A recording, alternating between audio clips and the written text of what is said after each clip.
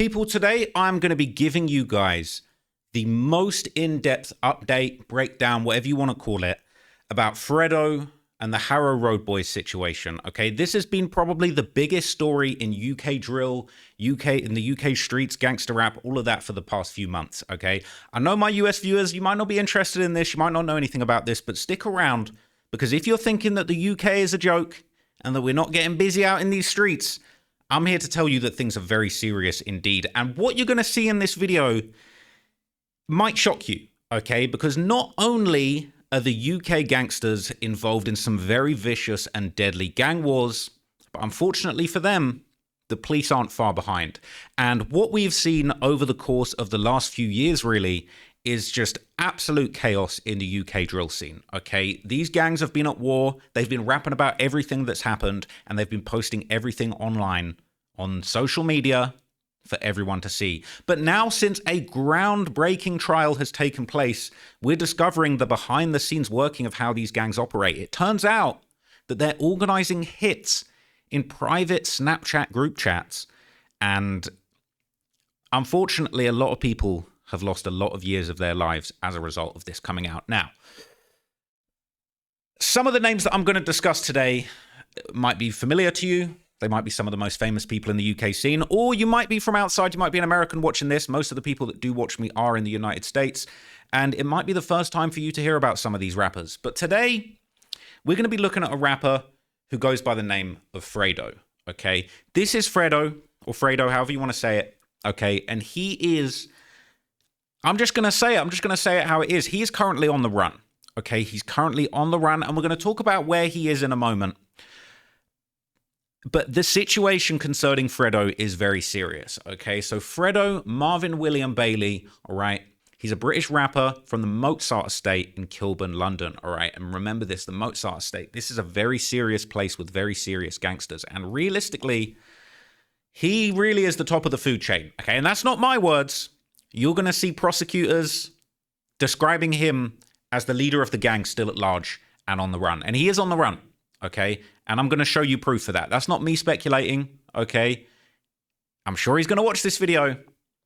It is what it is, okay? He can't come back to the UK, because if he does come back to the UK, he will be facing very serious charges immediately. And the likelihood is he can't even get a sweet plea deal because he is at large. He's ducked these charges, and pretty much the whole gang has gone down, and he's managed to escape. Okay, he's a serious guy. He's collaborated with some of the biggest rappers out here in the UK, Central C, Dave, Heady One. He even had a song with Pop Smoke, got a track with Tory Lanez. He's a very serious guy in the industry. Okay, Fredo grew up in West Kilburn, London, and he lived on the infamous Mozart estate, where he was surrounded by gang violence and crime. Apparently, he was inspired by 50 Cent, and he used to bang Get Rich or Die Trying every day. He ended up having his own project called Get Rich or Get Recalled in 2017. And this was groundbreaking stuff. Okay, he was one of the biggest and first street artists in this new era. He kind of blew up just before the UK drill wave really became big. I wouldn't describe him as a drill artist. He really is probably, you could argue, one of the most successful road rappers who was really doing the street gangster rap thing in the UK before drill was even a thing. Okay, he has had some serious success with his career.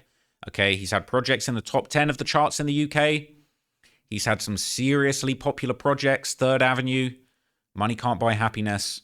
He's really, really killed it, okay? He actually is one of the very few UK gangster rappers that can say that they had a #1 song in the UK, okay? He actually had a #1 song with the rapper Dave. You might be familiar with Dave. They had a track called Funky Friday, and it went #1 on the UK singles charts. Now, this is a serious accolade for a street artist, okay? Now, I've said it before, the first ever drill song to go #1 was Body by Russ Millions and Tion Wayne. Body shaped like cola. That was a drill song. This is pre-drill. He had a #1 gangster rap song before drill was even a thing. And obviously Dave, he's like the Kendrick Lamar of the UK, okay? But he allegedly is the leader of this crew called the Harrow Road Boys. Now, he's been successful in business. He was allegedly a big investor in the footwear site Kick Game. All right, they had some big stores in London. He's apparently made millions from his investments in Kick Game. But as you're going to see, legal issues. He spent a lot of time in prison. He's been involved in some very serious incidents, all right? He's been remanded for numerous stabbing-related charges that were dropped before reaching court. He's also been the victim of a stabbing, as we will see later on in this story. But he's been involved in a lot of very serious stuff in the streets. Okay, so look. The Harrow Road Boys, HRB, they come from the Mozart estate in London. And they have a number of very serious beefs with other gangs all over the city, all right? So there's a long Reddit post that's kind of breaking down one of the most serious beefs that the Mozart estate, the Harrow Road Boys, were involved in. Now, I'll give you a quick overview of this.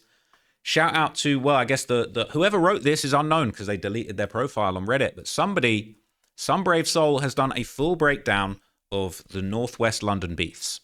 All right, South Kilburn versus Mozart. So they beef with a crew called SSK, Southside Killy or South Kilburn. And they're coming from the South Kilburn estate that you can see here. Okay. This is the Mozart estate that Fredo hails from. All right. So there's a whole bunch of early history about these gangs. All right. I'll explain some of the most important stuff. Okay. It says back in the day, the gang members that resided in the Mozart estate were known as the Mozart Mexicans. There's a whole bunch of history. So according to this, both neighboring areas, Kilburn, the South Kilburn estate, and Queen's Park and the Mozart estate, they've had countless tensions and violence over the last couple of decades. Members of Mozart allegedly grew jealous of the locals that resided in the South Kilburn estate. Now, I don't know how much truth there is to that. They're saying it's due to money issue, and over time, this gang war escalated, okay? But some members remained allies. Some violations would pop off between these two areas, and there would be severe consequences. There would be fights. Over time, that escalated into robberies, and unfortunately, many attempted murders and murders, okay? And as generations went on, these beefs were handed down generation to generation, and eventually new beefs formed, which unfortunately spilled out into the music industry. So we've got early members from the South Kilburn estate there, early members from the Mozart estate, referring to themselves as Mozart Manor. And this actually led to a Crips and Bloods kind of gang war, okay? So the UK took strong influence from USA gang culture, embracing the Bloods and the Crips. This movement in London started in various areas, and there's been various different gangs that have claimed different colours. But this popped off in the borough of Brent, and different areas would wear red and blue bandanas to certify their affiliations. So the blue flag would be repped by the likes of Stonebridge, South Kilburn, Chalk Hill, and Monk's Park. And the red flag would be repped by gangs coming from St. Ralph's, Kensal Green, and Mozart. Now, this alliance of gangs for a period of time would form some type of commission, and they called themselves SMG, short for St. Ralph's, Mozart, and Kensal Green. Now, apparently, this was one of the most poppin' periods in London. Okay, and that red flag apparently at some point was switched to black. People were wearing black flags, red bandanas, red and black. And as the generations got older, various infamous figures from these areas would become known. Now, younger members residing in the South Kilburn estate included Hurricane. This is a guy that's quite prominent. He's been released from jail recently. He's gotten out of the country. Y Tribes, Emlo, who is an individual from South Kilburn who unfortunately lost his life, as well as Gucci, another person from the area who lost his life, relevant to this story. And then you've got people from the younger generation of the Mozart estate, rocking the red, all right? Number of names here that you might be familiar with from the UK drill scene, Ratlin, BDK, as well as others. And over time, they would begin to refer to themselves as the Harrow Road Boys. And they would go back and forth, dissing each other. There would be tit-for-tat retaliations, incidents, and things would just escalate from there. Prominent members from South Kilburn and HRB would get shot. People were left in critical condition. And as we get into 2016, 2017, this is kind of the modern day generation, okay? New generation of younger members would take the place of the older members that either lost their lives or went to jail or got out of the streets. And some of the famous, you might know some of the famous people, Broad Day Yay, Huncho, and they would refer to themselves as SSK, Southside Killy. Some people making music, some people aren't, but they've got the same problems with this younger generation. Now, the younger generation of HRB that this video is about, Fredo, Lil Dots, G Dots, Woo, Blacks, Slicer, Flipper, and Mubs. So there would be a number of incidents. There was an incident here where a young woman who was affiliated with South Kilburn would end up being shot, allegedly by HRB members that fired into a crowd when they saw the rivals outside. And there were a number of back and forth shootings between South Kilburn and allegedly the Harrow Road Boys as time went on. Now, before we go any further with this, okay, I'm going to need to introduce another gang.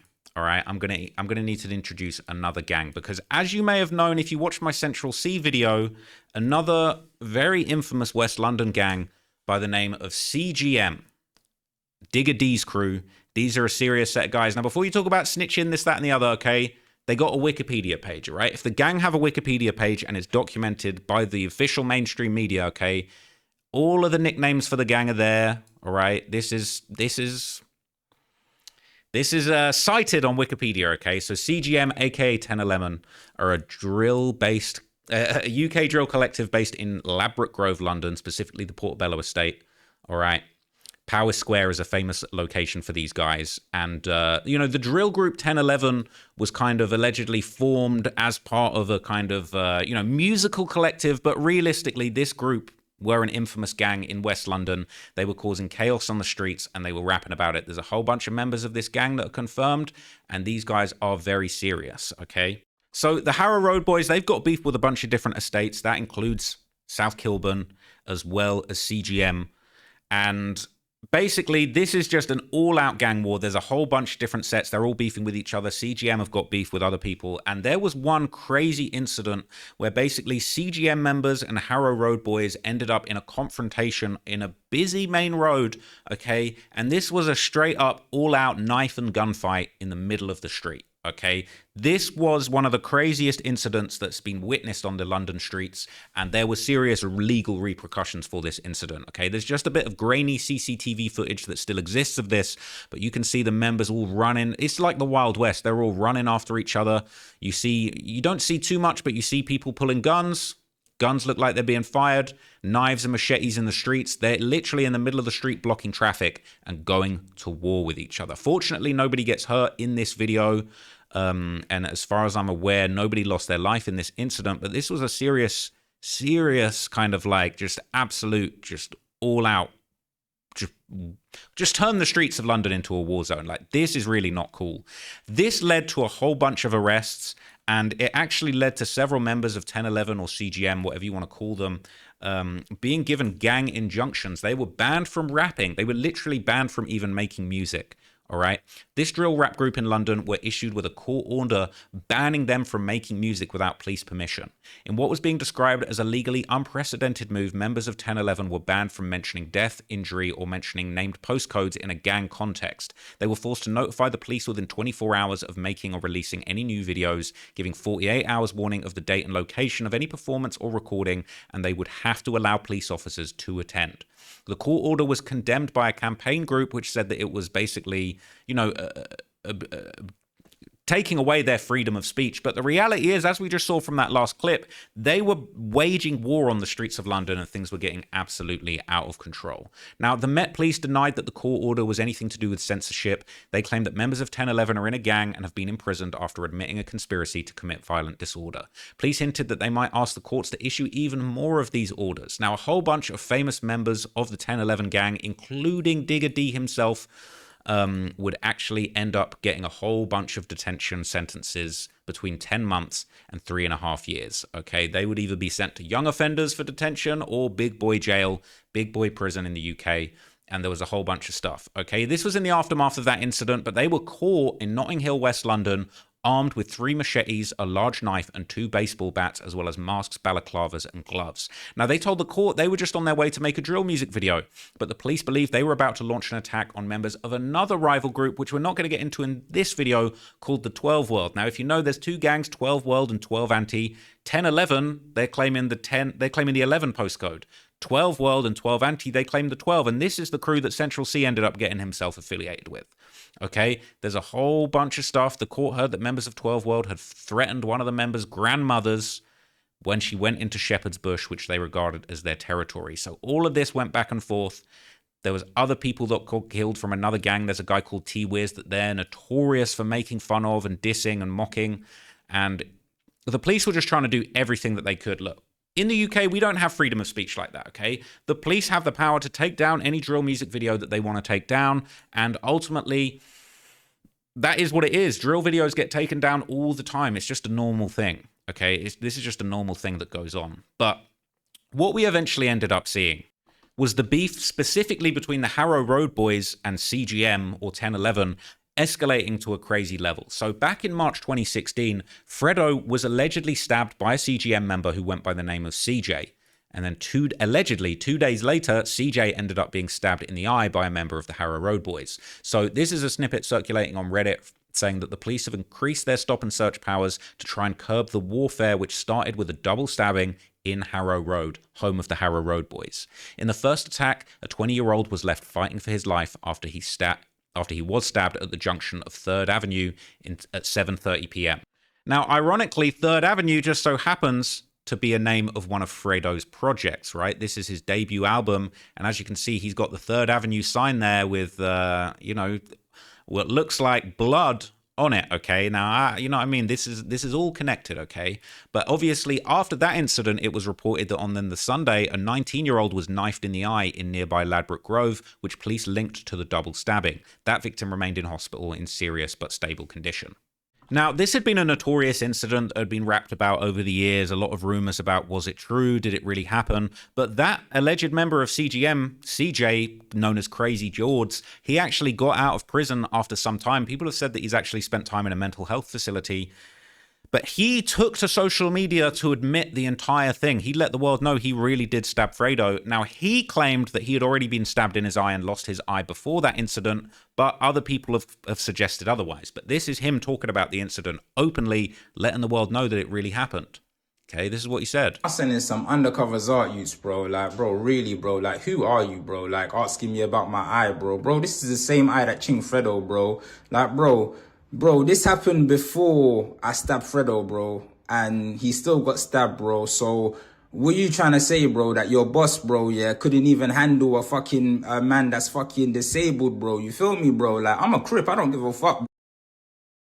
This is crazy. You feel me, bro? Yeah, bro. All right, cool. You might have dropped a SK here and there, bro. But, bro, who killed your nigga, bro? Who actually killed your nigga, bro? That was us, man, bro. You feel me, bro? That was us, man, bro. For 2-3 years, bro. So what you waiting for, bro? You feel me, bro? What? Just to cross Blue Bridge? Just to cross Sainsbury's Bridge? Just to cross Great Western Bridge? You man still can't do your thing, bro. You man are pussy, fam. You man are pussy, bro. No wonder belly. So this was allegedly the image of Fredo in the hospital after he got stabbed, right? This got posted. He said how life goes sometimes. And, you know, he took the L honorably. And obviously, you know, I don't condone it, but things happened in the streets after this. And you know, things got serious for both sides. And it was a very crazy, messed up situation. But from here, things would just get even more out of control on the streets of London. And really, the Harrow Road Boys would end up fighting two simultaneous gang wars against two different blocks, as well as there's other gang wars, but we're really mainly focusing on these two gang wars in this video. So just to show you guys how real this got, right? There's a video of South Killy members getting shot at and chased down by Harrow Road Boys members. Now, I actually don't think I can show you this video on YouTube. I can maybe show you a tiny little bit of it, but I'm going to have to take it off the screen because what we end up seeing is somebody pulling out a shotgun, firing at a car. People are getting chased down with knives, and it is just really crazy stuff. So I'm not actually sure I'm going to be able to show this to you, but I'm probably going to just take it off the screen when it gets serious. Oh my god, they got a knife. What on earth? Oh my god, he's got... Oh my god. So what we're seeing... Oh my god, he's got a knife as well. What we're seeing is these guys essentially chasing down their ops. Right, I can't show you that part. That's crazy. But they're basically chasing down their ops. They're running them down through the streets. These guys, they're firing shotguns in the middle of the streets. They're running around with knives. You're not going to be able to see any of that in this part of the footage. But this is the sort of thing that's going down in these hoods on a day-to-day basis. Now, this is part of the war with South Kilburn, okay? And then meanwhile, Fredo is claiming that he's catching CGM members. These back and forth stabbings have been happening. Now, Fredo would actually claim himself that he caught members of CGM in a department store that's very famous in the UK called Selfridges. And he would just outright claim, and listen, before people want to say I'm the police, These guys, you got a guy like Fredo, he's hopping on social media, he's hopping on his Snapchat, he's hopping on IG Live, and he's letting the whole world know, I caught the CGM members in Selfridges and they all ran from me. That's what he says. I got punched in my face by ops. Listen, I have businesses, I'm a rapper, I don't have ops, I don't have beef. Man, it's like man are doing this thing for drill pages and bro, man, to dirty up my name. Like, you lot know, no, bro. I ain't been punched in my face in about 5 years. On my daughter. These CGM niggas always capping on me, bro. But when the only time I see them, they ran from me in Selfridges. My baby mom was there. Let her drop that down on my door. I was shopping for my door. I saw every CGM youth and they ran from me. Russ knows, because Russ was there. I'm not saying Russ ran, because I didn't see Russ. But Russ knows they all ran, left their trainers and all that. But every time they want to get on the internet and lie on me, I beg man, stop it. Tell the shade bar and all that, take that shit down. I've been punching my face in about 5 years. CGM youth always talking on my name, but in real life, they're running from me, on my daughter. All of them. Why are you going to run for your life in Selfridges like you can die in there? Huh? The youths was running like it was a back street. But every time on the net they want to talk on my name, I ain't got no ops. Hey, Russ, one sec. Where's Russ? Now, look, again, don't... Bruh, he's bringing Russ into the situation. You want to talk about police work? Fredo is on live explaining all of this, and he's bringing Russ into the conversation. Now, shout out Russ Millions, is a great rapper from the UK, but unfortunately, he's been dragged into this situation too. And if you just look here, you got Fredo's dragging him into the situation from day one. All right? So say what you want about that. But he's the one that's bringing Russ into this situation. And as we're going to unfortunately see, Russ gets dragged into this situation so deeply that it really does end up affecting his life and threatening his freedom.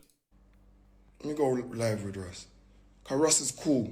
Russ understands life. These little clowns out here talking like they're drillers. CGM are the only youths in West that have never dropped one of their ops. Like, I don't know who they're fooling, little college kids and all that. You lot are not drilling on nothing. Didn't your boy just get smoked the other day? Where I'm from, if one of my friends got smoked, I can't be just lying on the internet on the next man. We got stuff to do. What's wrong with these pricks? So after this, right, Digger D ends up responding. He posts the picture of Fredo in his hospital bed after getting stabbed, and he starts doing an impression. Now, this is kind of very famous, and he's not the only person that ended up doing an impression of Fredo. There's people find the way that Fredo talks kind of funny, all right? I'm a businessman. Got no problems in these streets, man. They ran from me. Right, he's got a very unique way of talking, so people love doing the impressions. But what we're about to see is very disrespectful. And again, these guys are putting this out there themselves, all right? These guys from CGM have got onto me talking about, I'm a snitch, you're a snitch. You guys have put all of this out there for the whole world to see. So Digger jumped on here, posted the picture of Fredo in his hospital bed. We've already seen CJ claim the whole thing, and he gets to mocking him, man. Anytime I see them, man, that they run from me. What are you talking about? What are you talking about? Only time I see them, man, they run from me, G. Yeah, right, fam. I wonder what he said. He said, hey, you, man. Even though I just got nanked, let me get my chain and take a picture on the bed, man. Pass my chain, let me take a picture on the bed, man. Pass my chain, let me take a picture on the bed, man. The man just got man down, but let me pass my chain, let me take a picture in the bed, man. Oh, no, be a young girl, man. Be a young girl. Man, don't come to bad man talking about badness. When you come to me, talk about badness, straight badness only. Talk about badness, man. Don't talk about, you know what I'm saying, be little idiot people. So after this, right, Digger D would then go, again, this is all him. He would go live spinning the ops block, and he would say that a stabbing and a retaliation happened, and then he got sent to jail with it. Now, you're going to talk about, I'm not even going to keep saying it over again, but this is what he's putting out there. Hey, see the last time all this internet shit happened, fam? I ended up in jail, fam. You know what they tried to say to me? When I got recalled. You see, after all this internet shit happened, and the last time I got recalled, they was like to me, stabbing happened. It was like, the internet shit happened, then the stabbing happened, the retaliation, recall. I'm like, really? Nah. So he's joking around, right? He's like, oh, a stabbing and a retaliation happened. Really? Pretending he didn't know about it when whole gang be talking about this stuff openly, right? And he just showed a picture of Fredo in his hospital bed, okay?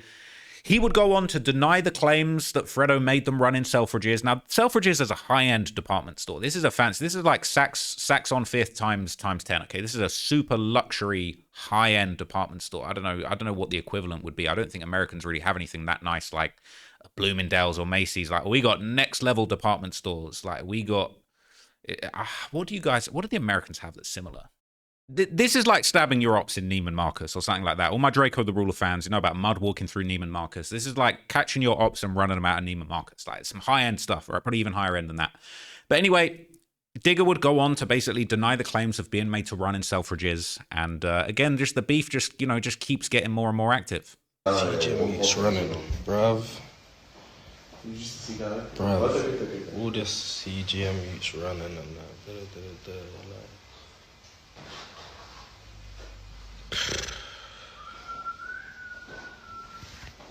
Bruv, people just chatting and it's just common sense, bro. It's like, don't know what it is, fam. Man's 21, fam. A man feel like man's even getting too old to be doing all of this back and forth shit. You know what I'm saying, bro? So, whereas man are like 27 and like doing the internet thing and oh, this heat's running and I've been nicked for this and I've been nicked for that. Man, I'm like 27 and I'm 21, bro, and I feel like, bro, this is long, fam. All this back and forth, chatting. You know what I'm saying? These times, man, are just 10 minutes away from each other, like. So all this extra talking, like, it doesn't even make any sense to me, to be honest, bro. I'll keep it real. So he's letting the world know, all right, he's not even trying to do the back and forth thing. I mean, you guys do love the back and forth thing, but in this instance, he's not looking to do the back and forth thing. But unfortunately, what ends up happening next for the Harrow Road Boys is a number of deaths take place and the situation gets very serious.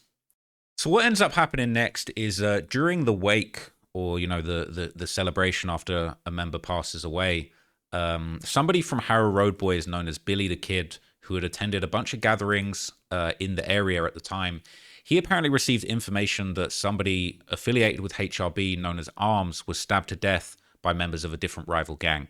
Now, he apparently traveled to the St. Raphael's estate and let members in that area who were affiliated with HRB know about the news, and they apparently planned a revenge hit.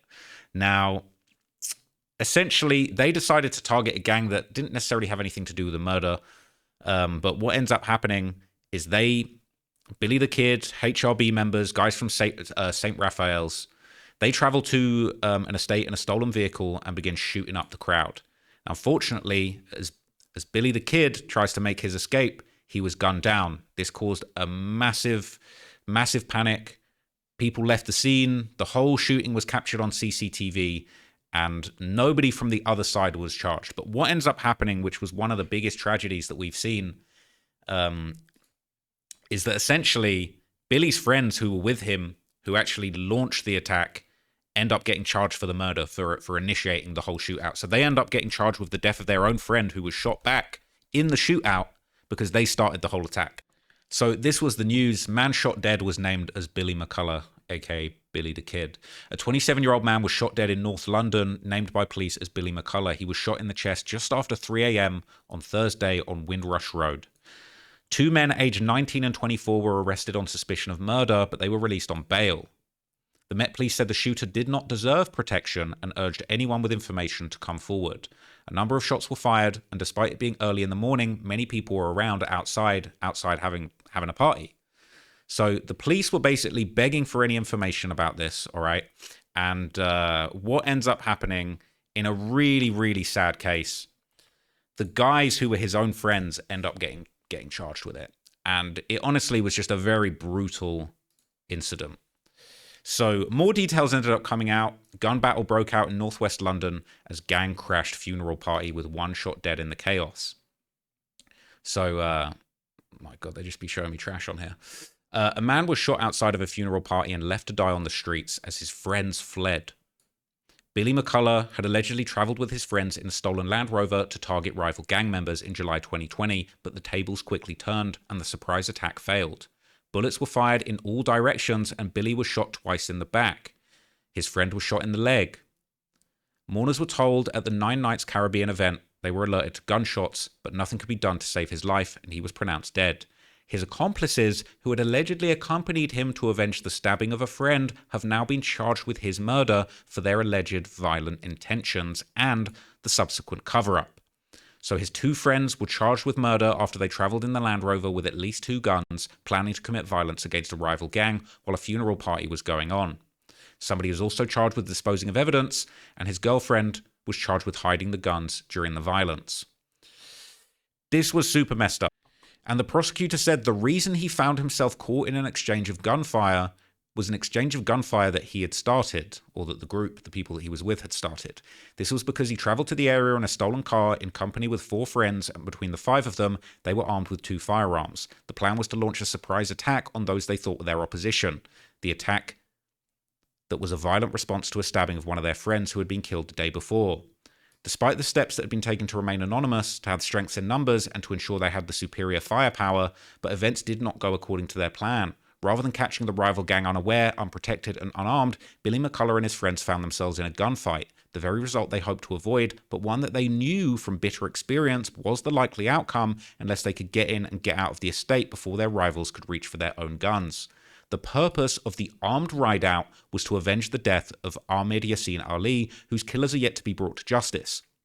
Due to the long-standing feud between the 2 groups, Billy and his fellow gang members held them responsible for Ahmed's death and decided to take action, using the stolen car and covering their faces with masks and hood. However, their rivals were prepared to encounter violence and were prepared to use their own weapons to terrifying and fatal effects. After it became apparent they were suffering defeat, Billy was left to die in the road as his friends escaped in the stolen car. The humiliation suffered by Billy's fellow gang members must have been more than equaled the pain that they felt at the loss and injuries that had been inflicted upon them. Not only had they planned their vengeful sortie into enemy territory, ended in crushing defeat, a defeat that had seen them abandon their friend to die in the streets of their rivals, but they had been forced to flee the scene, running for their lives without having injured a single member of the opposition. Look, the prosecution are low-key roasting them. They're low-key flaming these guys, all right? And it's really tragic, but I kind of get what they're coming from, because they went to that party with murderous intent, and unfortunately that murderous intent ended up being transferred to their own friend. However, what has perhaps resulted in even more upset among their ranks is that Billy McCullough's friends find themselves in this court accused of his murder, accused of trying to cover up their involvement in the shootout, and accused of hiding the guns that were used to kill their rivals. In the immediate aftermath, it became apparent that Issa Seed was in need of medical attention, and a gang member allegedly called Liban Farrar and another man assisted by taking him to the hospital. He was left in the care of medical staff who contacted the police, realizing that the injury was a gunshot wound. So they tried to set fire to the car, and sadly, the murder investigation looked at phone, CCTV, and forensic evidence. They established the link between the men who tried to commit the ride-out, but they couldn't uncover the person who shot back and killed Billy McCullough. Now, we don't really have self-defense like they do in the US, in the UK, so, I don't know whether they would have even beaten this on self-defense, but they didn't have them. But it's the state's case that by organizing this terrifying shootout, it's the 6 defendants who were friends with Billy that are solely responsible for his death. So Billy's friends would lose that case. The gangsters would be jailed for murdering their pal Billy the Kid because they organized the ride-out that saw him gunned down by a rival gang. And it's really not a good look. It's really not a good look. It's very, very sad. All right, how do I get rid of these ads? This is super annoying. This homicide case, it was actually the first of its kind to ever be brought in England and Wales, with the convictions being based on the fact that the men engaged with the shootout in the opposition, where both sides agreed to shoot and be shot at, so they fired their own guns knowing that it was a virtual certainty that somebody would end up getting shot and hurt. They were all jailed for life with a minimum term of 29 years for murder. They were handed concurrent sentences of life with a minimum term of 16 years for conspiracy to cause grievous bodily harm and determinate sentence of 15 years for possessing a firearm. The sentencing judge said Billy McCullough died a very public death, gunned down in a hail of bullets on the Stonebridge estates. You agreed that at least one person would be shot in the street and at least caused really serious harm. As soon as you got to your destination, the obvious risk that many people would be killed was one you were prepared to take. And ultimately, the 3 of you never realized you would end up in the dock accused of Billy's murder, but this was to send a message. Anyone in this country who willingly participates in a gun battle in the street should not be surprised if the law holds them accountable for any loss of life as a result. So that was the case of Billy the Kid, man. So in response to this, members from South Killy actually mocked Fredo and the Harrow Road Boys ruthlessly. They posted an old video of Fredo saying nobody's getting killed in his hood with a bunch of memes, basically mocking Fredo and his friend who passed away in the incident. And man can't tell me nothing because no one's dead over here. Cops that are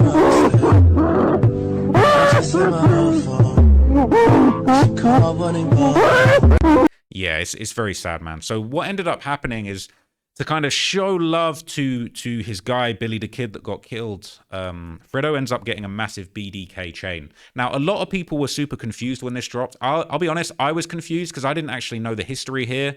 A lot of people were saying, what the hell, is this Chicago? Is he Black Disciple Killer? But no, this was a tribute chain to his boy, Billy the Kid. And, you know, this guy was apparently serious, all right? Billy the Kid, he might not have looked like, you know, somebody that was super serious from the pictures that they used on the news, but apparently he was a serious guy. There was one video going around of him and another guy called Woo from the Harrow Road Boys showing off watches. You know, allegedly stuff taken from the ops. That's Billy there. And clearly, you know, he was deep into this gang war too, man, and things unfortunately got very serious. So after this came the murder of a guy called Gucci. Now, I'm not going to get too into this story. I've covered this in my active gang story on my channel. I kind of talk a little bit about this incident and how this went down. But essentially, what happened was Harrow Road members were looking for retribution for what had happened to Billy the Kid, and they decided to take their anger out on South Kilburn members. Now, they eventually found this member from South Kilburn called Gucci standing out his house. Allegedly, people approached and shot him to death on his doorstep. And, you know, a couple people were arrested, but they weren't charged. And ultimately, nobody has actually gone down for this murder. It still remains unsolved. There's been a lot of theories, a lot of rumors. I'm not going to get into them in this video because it's not actually relevant to what we're talking about here. But from here, the beef just kept on going, man, and things got more intense. So after that, there was another incident where members of South Kilburn stabbed an alleged bystander called Sven Badzak. Luckily, his friend survived the attack, and prominent rapper from South Kilburn, Broad Day Ye, was actually charged with the murder. Essentially, he had got into an altercation with some of the members. People had said that it was an ambush or a meetup. Some people said that he actually knew HRB members and he was from the area. But again, this just goes to show you just how deadly this thing was happening. You could even just be friends with some of these guys and things would ultimately just get very, very serious. So this was apparently, oh my God, go away. This was apparently, you know, a random attack. Some people say maybe it wasn't so random. Sven was waiting outside a bagel shop in Kilburn, northwest London, with his 16-year-old friend when the pair were attacked on Saturday. A 19-man and a 17-year-old boy were arrested on suspicion of murdering the 22-year-old, but released on bail. The victims allegedly didn't know their attackers, and police do not believe that they were robbed. His mother said that he thought he was killed in a completely random attack. But what wasn't random was what happened next. So unfortunately, the violence doesn't stop, and what ends up happening next is a very prominent member of the Harrow Road Boys ends up losing his life. Now, this is Woo. This is the person who you just saw in that video of the watch alongside Billy the Kid. Now, according to this post, Harrow Road Boys and the Woo were essentially with some other members hanging out on the Queen Park, and a gunman approached the group and opened fire, hitting Woo in the chest. Now, a number of members tried to take him to the hospital, but they were too late, and he shortly after died. Many people have suspected that South Kilburn members did it for revenge for what happened to Gucci. Many people also believed that CGM, Digga D's crew, were responsible for this. Now, in the lead up to this incident, there had been a whole lot of dissing from Digga D, and in this song, he actually mentioned growing up in Mozart. Okay, he said it's crazy that man used to live in Zart. All right. And in this lyric, he said that Pussy-O used to live opposite. Now, a lot of people believe that he's actually talking about Fredo. People are saying they believe that it was Fredo he was talking about. And he says, I knew everybody in this area was wet or not tough, and I used to look up to the opposite gang. And now he's basically talking about South Kilburn. He's saying that he looked up to them. He's saying that he thought they were cool. He said he finished school, he used to go play ball with Stutz. Now, this is actually Woo. So Digga D's saying he used to go and play football with Woo, and he used to sell weed to Emlo's girl. Emlo is another prominent member from South Kilburn, who we're going to see ultimately ended up losing his life. And there were more disses in this song, Load Up. Digga D, it's all about him shooting up blocks, okay? And he says, I went to Mozart and tapped it. He's basically saying, I shot up the block. And he's saying, I've done it 5 more times. saying he went to Mozart and he shot up the block. So he's letting everybody know, okay, that he's shooting up Mozart. He's in a beef with these guys. And then unfortunately, this incident popped off and a guy called Wu lost his life. So this was reporting from the incident. It said a man was shot in his heart outside Queen's Park Flats, and he was named as Dinesh Tyson. He died after being shot in the heart outside of a block of flats in Queen's Park. He was killed in Bruckner Street in the early hours of July the 19th. He was taken to hospital after being shot and received treatment, but he passed away soon after. He was allegedly killed from a gunshot to the heart, and he was also shot in the back. Several men were arrested in suspicion of the murder, but were released. And once again, this is another unsolved murder. Now, Wu was actually the brother of Lil Dots, who's another prominent rapper and member of the Harrow Road Boys, who we're going to discuss in more detail later. But they were brothers, and really tragically, it actually turned out that this family has suffered a whole bunch of tragedies. He had another brother called G Dots who died in a crash after a police chase. Wu got killed, and they also had a sister that passed away from health issues. So a really tragic outcome for this family. Now, this murder is still unsolved, and even years ago, people on Reddit were saying that who killed Wu is the biggest mystery in West London. This was going around. People were saying basically Fredo was posting these stories, kind of getting at Digger D, saying dudes are hiding in Europe, rapping about other people's work and trolling me. So he's saying that all the CGM guys were claiming the murder, but he's saying it wasn't them, kind of inferring that it's South Kilburn that did it. All right. He's saying, look, these clowns are trying to speak on my name, but between all them lames, them boys ain't never left nothing for us to sleep in the rain. But really rapping about the shootings, I find it cheeky and strange. And Fredo was vowing to get back. He said, for my guy Wu, you're going to get it on your door like it's Deliveroo. All that boy we did it to, them dudes must be done. I got a couple of businesses, but still my business ain't done. That means I'm coming for you. And I'm coming, like, I got the full lyric here. He basically says, that means I'm coming for you guys and I'm coming for riches. Let me welcome you to this. This is unfinished business. So he said after the murder of Wu, it was unfinished business. And Fredo was planning to get back. He was planning to hit back, and he was planning to take out the ops. He left a whole bunch of lyrics. Rappers diss me, but they're hiding in other cities and other countries. I'm on the blocks. Don't be acting silly. 2 dudes just got clapped in Killy, but no one's packed. I bet my dudes spin back like all my straps are dizzy. The 9s clap. I left a dude on his back flat, like that's for Billy. Another one got cancelled too, like that one is for Wu.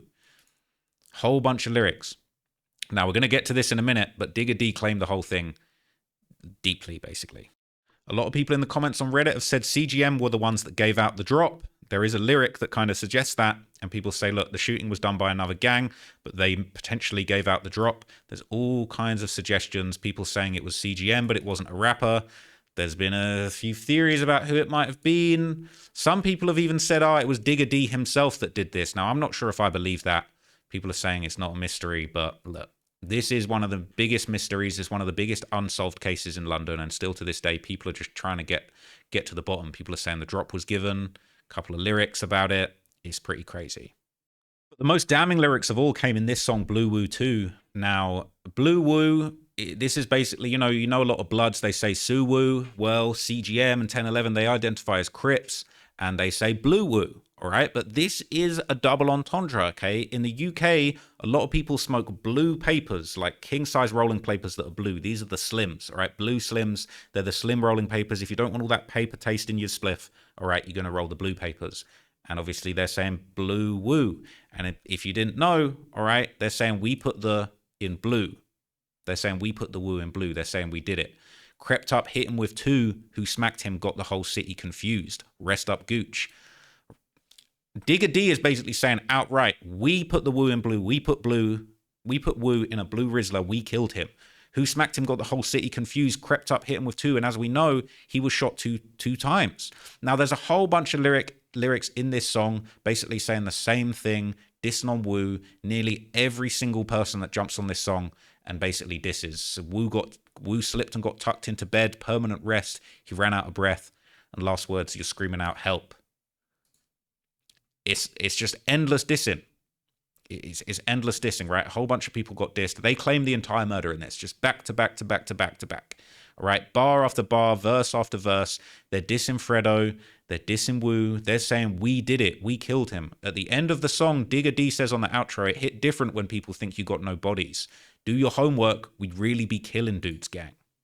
Now, despite this still being a massive mystery, okay, there are CCTV images of the suspected killer of Wu floating around. People say that the feds bagged like 5 to 7 people, but everybody got released. And this image is still floating around. There's been a whole lot of speculation on who this is. All right. People are saying it's strange that they don't find the killers in these high profile cases. All right.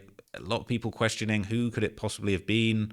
They're saying the walk's funny. Like people are saying, oh, it was Digger that did it. Now, look, I don't know if I couldn't possibly say there's any truth to that. There's basically no evidence. But what is even more crazy? All right. People are saying who's got the CCTV footage? Digger D actually showed the CCTV footage of the murder on his own Instagram live. People talk about, I'm a broken record at this point, right? But these guys are putting this out themselves. They're saying, we put the Wu in blue. All right. They're posting the CCTV footage of the murder on their own Instagram live. So look, Fredo was jumping on songs promising to get back for Wu, saying it's unfinished business. I'm going to come and kill you guys. I'm going to arrange for you guys to get killed. And as we later learned from court paperwork, that is really what was going on. All right. And Fredo was saying Digga D was hiding out in other countries and he was staying out the way. Now, this post was going around where it said Fredo warns Digga D that Paris is the only place that's safe for him after he wasn't invited to the Grime Gala. All right. Digga D's basically replying, basically saying he wasn't invited to this big gala. He's saying, I'm not blacklisted. I go to all these events with no security. I never cause trouble. People are picking sides. Fredo replied to this and said, acting like you're safe or can go anywhere except Paris and post is crazy. All right. Digger posted, I'm a one-man army, never been an industry plant. I rely on you guys to support and push my project. That's why I unfollow these rappers. Before I beg for a seat at your table, I'll build my own. But Fredo was responding to that saying, you're hiding in Paris and we're out to get you. Now, in response to this, I got to say, this is some of the most flagrant self-snitching I've ever seen, at least in the UK. Okay. Digger responded, he said, Fredo, I see you in the comments talking. We dropped your dude like a bad habit. He's saying we did it. All right. And he said, I'm about to watch the CCTV in slow motion. And he actually did. He actually showed the footage in his live, and I'll show you what he did. That's him on his live. That's his Finstagram behind the scenes. All right. Everybody knew this was his account. He had a lot of followers on there. And he was watching the CCTV footage of the apparent murder on his own Insta live. People are saying, what the hell? This is ridiculously loose. How are you possibly doing this? It's actually crazy. It's actually insane when you think about it. Now, at some point, I guess Fredo saw some sense. He tried to calm things down. He posted this one. It's quite small, but I'll read it to you. He says, I just want to clear up for these cap rappers. CGM is not my ops. They're my fans. They might act like I'm just a rapper, but every last one at some point has been in my DMs trying to be gang. They're Mozart rejects. And then he showed a bunch of, I guess they were alleged DMs from different CGM members where he said they'd been in his DMs trying to be pally with him, trying to be part of the crew. And from here, there was still back and forth. There was this video that was going around that allegedly showed CGM members apparently running down Fredo and smashing up his car in the street and chasing him down. Now, it's unclear. You don't see him in this video. Who knows if he was really there? But this is the video that was going around, and it frankly looks insane. Hey, Fredo, why you niggas leaving that whip? Huh? Huh? Kill this shit. Empty that whip, my young boy. Why you niggas dashing? He's coming back. He's coming back. Wet him again. Why you holding your stomach? Huh? Killy. So look, he's saying Killy. So these are South Kilburn members, but this is all getting posted around. All the CGM guys are loving this, and essentially the beef is just getting out of control at this point, right? And then another thing ends up happening that was kind of interesting. So during this period of time when all this beef's going on, Fredo links up with Central C to make a song. Now, if you saw my documentary, Central C and Digga D, that whole crew have got beef. The 1011, they got a whole beef with the 12 World, 12 Anti, all right? And Central C is basically locked in with the 12 Anti members. And Fredo and Central C linking up was essentially a diss towards Digga D, all right? It was basically shots fired at him and just even being around each other, showing all this success, showing all this money. This was taunting Digga D. This was basically rubbing it in Digga D's face. Look, we've linked up now. Look how friendly we are. We've basically got you on the ropes in the industry. And Digga D would end up clapping back in a freestyle, basically suggesting that because both of them and their crews got attacked by Digga's crew, that's the only reason they became friends.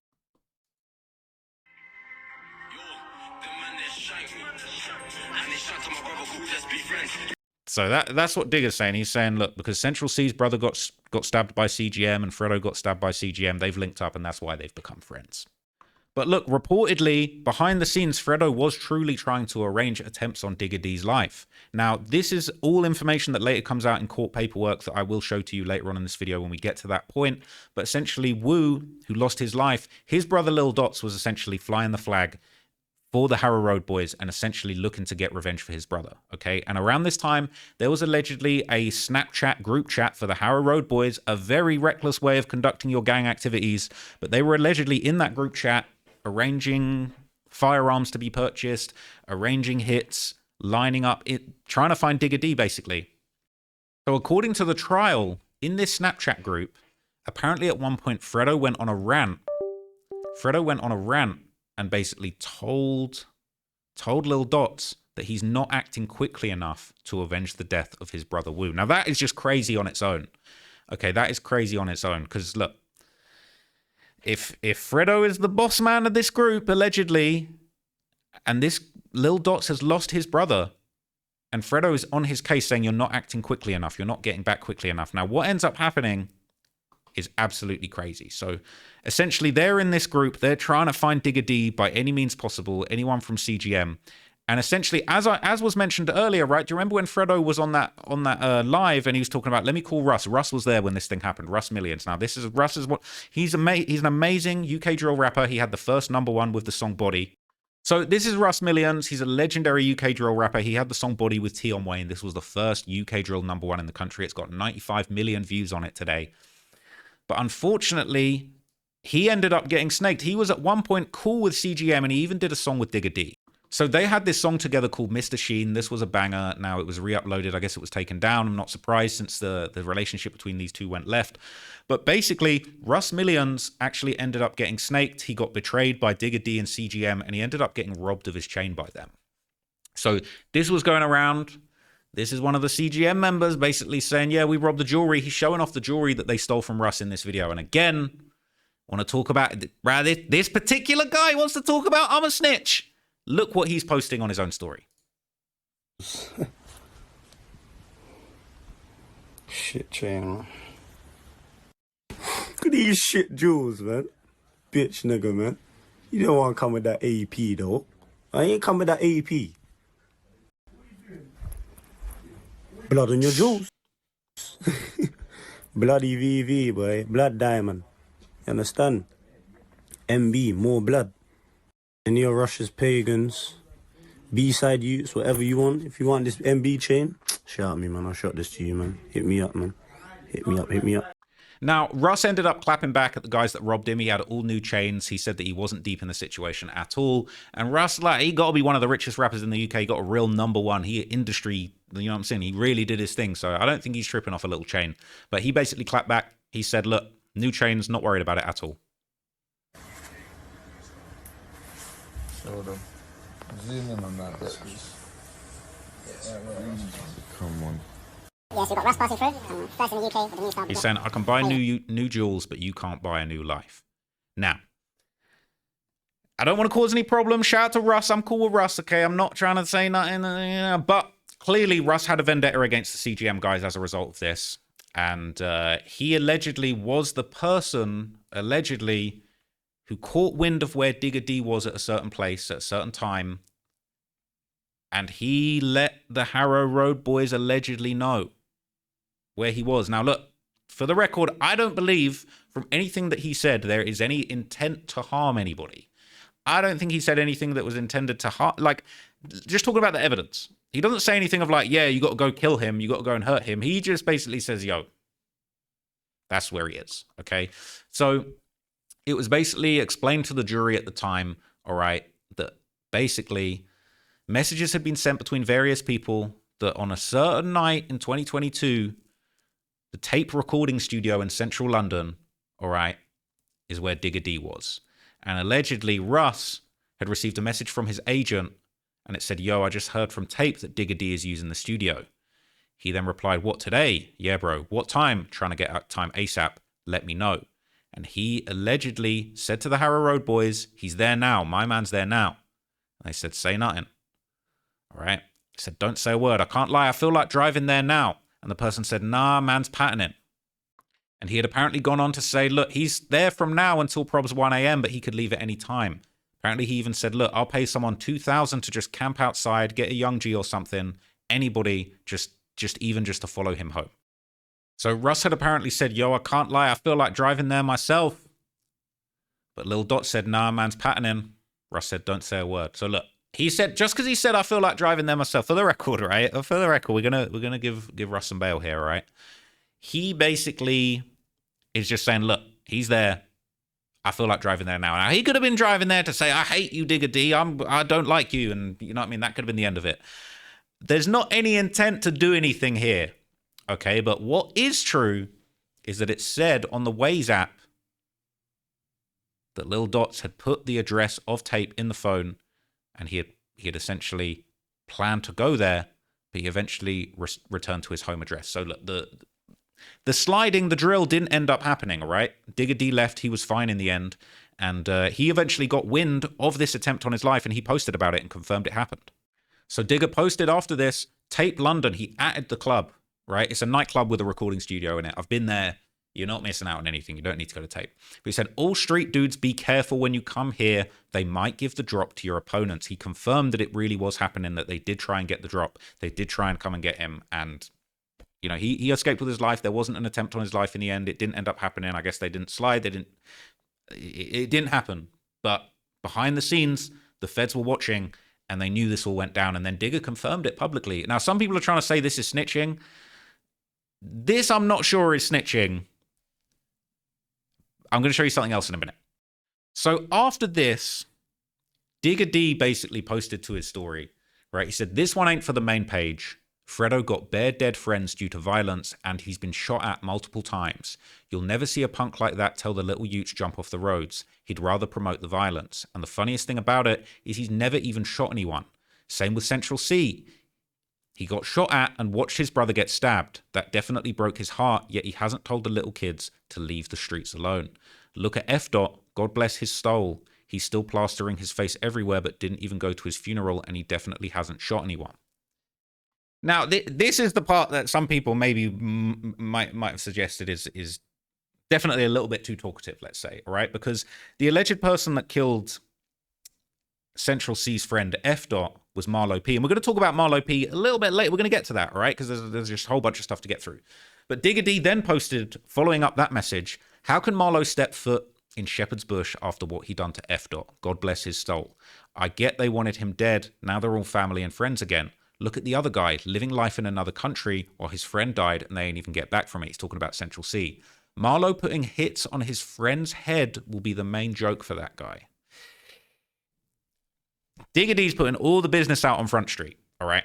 So eventually, the feds, obviously, with all of this talking going on, they eventually basically just cracked down. They got hold of the Snapchat. They got hold of somebody's phone. They got hold of the private messages. They got hold of everything that was going on. And they arrested a whole bunch of the Harrow Road boys. And, you know, their mugshots were going around, Lil Dot, several other members. They were arrested. They were put in cuffs. And they were basically up against a very, very serious trial. Okay. So it was reported by Chris Summers from Total Crime. Shout out to him. He's a great reporter on this stuff.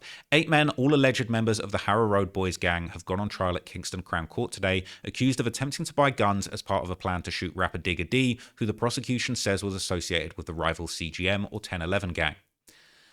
Marvin Bailey, better known as Fredo, is named on the indictment as a co-conspirator, but he had escaped. All right, he had got out of the country. He had gone on the run before he could get wrapped up in this. But the 8 people involved denied a second charge of conspiracy to contravene the Prisons Act, mainly by smuggling mobile phones into jail between September 2022 and May 2023. Essentially, the prosecution said that the Patton Gang, which is another name for the Harrow Road Boys, harbored ill will towards Digger D as a prominent member of the CGM gang. In October 2022, the police arrested a HRB member and found on his phone evidence of a Snapchat group which included all of the defendants and Mr. Bailey, Fredo. The prosecutor said the jury would be hearing evidence of Snapchat messages that included evidence of obtaining and storing firearms, ammunition, and mobile telephones to provide gang members who were in prison. This is interesting. The prosecutor said that gang members were asked to donate £250 each to pay towards the cost of procuring a gun. And the trial went ahead, and I have the full case files on the trial, and it was absolutely crazy. So we're going to go through some of this. You won't believe, right? You won't believe what's going down. So they said the prosecution basically said this case concerns a conspiracy to procure firearms to endanger the lives of another. And the conspiracy is just an agreement to commit a crime, and the prosecution believes that these defendants, together with others who you'll hear about in the case, are all part of a criminal agreement with the purpose to get firearms intending to endanger the lives of other people, specifically Digger D. The prosecution suggested that all 8 of these defendants are members of a gang called the Harrow Road Boys, aka Pattern Gang. The Harrow Road Boys are in a violent conflict with other rival gangs, and this rivalry wasn't mere squabbling, it was tit-for-tat shootings and murders. So the prosecution explained that the defendants and their co-conspirators were part of the Harrow Road Boys, aka the Pattern Gang, and they essentially were in a war with CGM or the 1011 Gang from the W10-1011 postcodes, as well as another war with South Kilburn or the SK Gang. So obviously you know all of the back and forth that went down, right? But as you will see, on the 24th of October, the police went to search an address in W10. Their target was a block of flats at Bruckner Street. Flat number 1, which was occupied by somebody with connections to the crew. Now, somebody sent a message to Lil Dots that said convoy of feds coming into Mozart. Okay. The cops went and searched a cupboard that was adjacent to the flats. This is like a service cupboard outside the apartment, and they found 2 guns. 2 guns with ammunition to go with them, both handguns, in 2 separate bags in the cupboard. Okay, one was a revolver and one was a 9mm pistol with live ammunition with it. And the police found a shoulder bag containing the pistol and a plastic bag containing the revolver, as well as the bullets in a separate bag. They had evidence of shots being fired in the territory of CGM on the 7th of August. And, they basically found out that a car was used by HRB members. People were bleaching the vehicle, and they convicted those people of perverting the course of justice. They recovered a Taurus firearm from a woman that was connected to Lil Dots, and found out that with forensic analysis, it was the gun used. They found out that HRB affiliates were shot on the 15th of August. They found out that a member of the SK gang was shot just less than a week later. They used the bullet casing recovered and analyzed these bullets and basically connected all of this stuff together. It had been fired from one of the guns that was used in the same incident. They also mentioned the murder of a guy called Emlo from South Kilburn, who we mentioned earlier. And essentially, this was all going back and forth. Lil Dots was celebrating Emlo's death. He posted himself wearing a golden HRB pendant, saying, "I knew somebody's luck would run out sometime soon." And he would post on Snapchat with a voiceover and a picture of his brother saying, "Killy them, we killy them, we killy them rapid, killy them, I slap it boy," along with devil emojis. And they said that all of these back and forth shootings culminated in the events of the 6th of November, when allegedly Russ had sent that message saying that Digger D was using the studio. And this was a back and forth, and it was claimed that it was intended that they were going to slide on him. And the cops would refer to Fredo's lyrics, saying that he made specific references to trying to find Digger D, and that they believed that this was, in reference to these kinds of incidents. This incident where they tried to find him, they tried to slide on him at tape recording studio / nightclub, and they even installed covert video cameras at blocks of flats to basically watch people coming and going. In a flat that was frequented by the gang members, they basically had themselves under surveillance. The police were surveilling them at the same time. They were watching people coming and going, and then they eventually found the guns in that cupboard.